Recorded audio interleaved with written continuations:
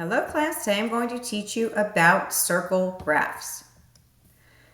So a circle graph or a pie graph displays data in sections of a circle.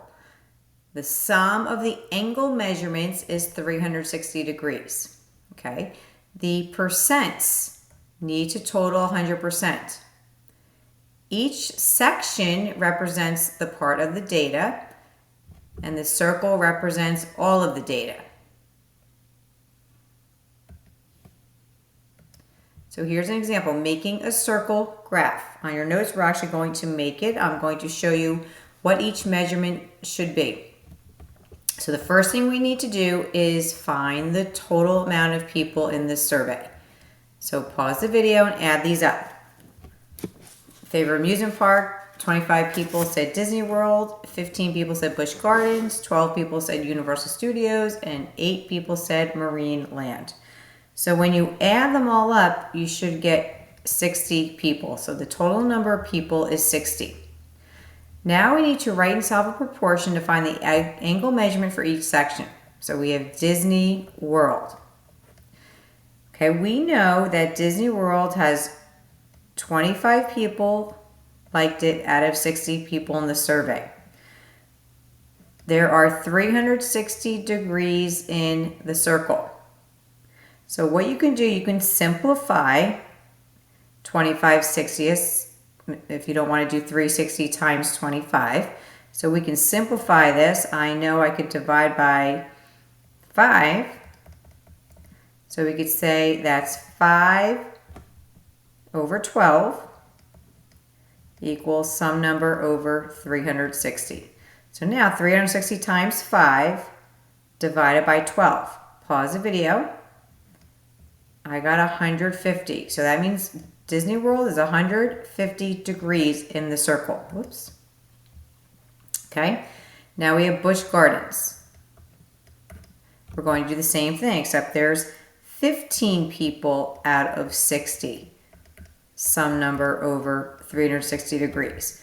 Okay, so 15/60ths. I could divide by 15 just to make life a little easier. So it's 1/4 equals some number over 360. 360 divided by 4 is 90 degrees. So Busch Gardens is going to be 90 degrees in our circle.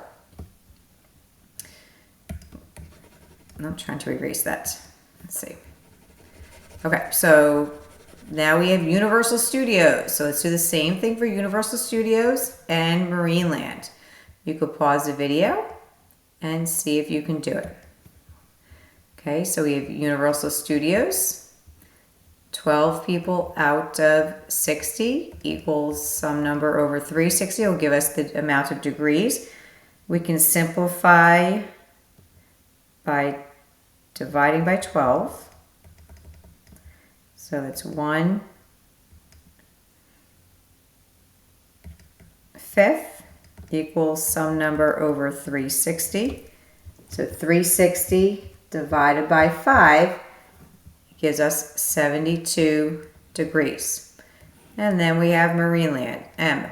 We have 8 over 60 equals some number over 360. So we could simplify that. We could divide by 4.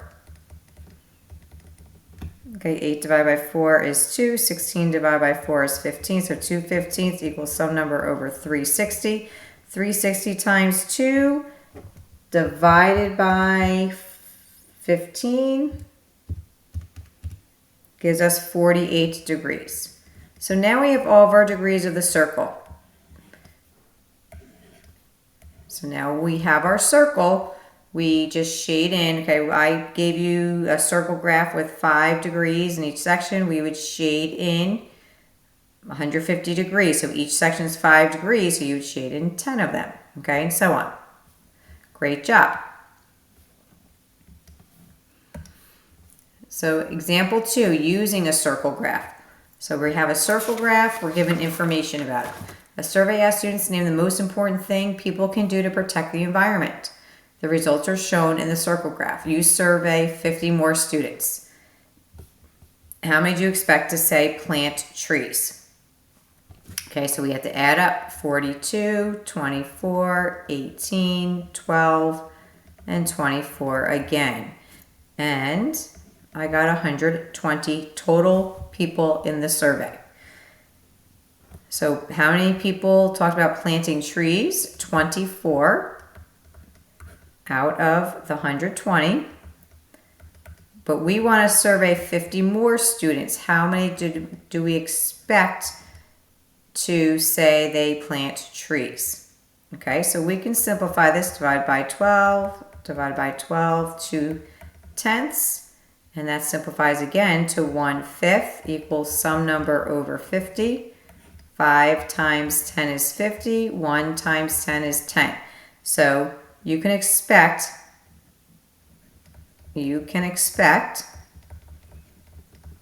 10 more students to say plant trees.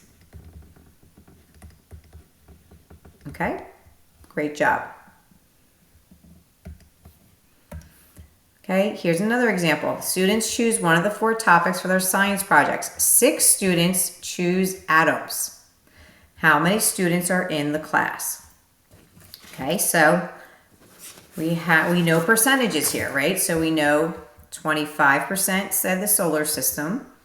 So 25% plus 31.25% said natural resources, plus 25% said the Earth's atmosphere, plus some number, I'm going to put X, we don't know what atoms is, so that's what the X is for, equals how many total degrees does a circle, how many percent does a circle need to have? It's 100% in total, right?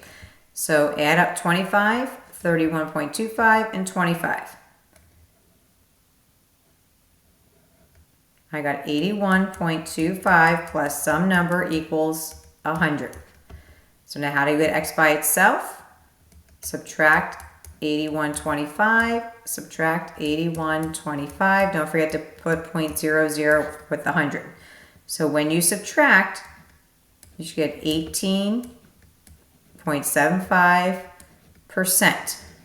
Okay, so 18.75% for atoms. But we still didn't answer the question because it says how many students are there in the class? Okay, so what are we going to do?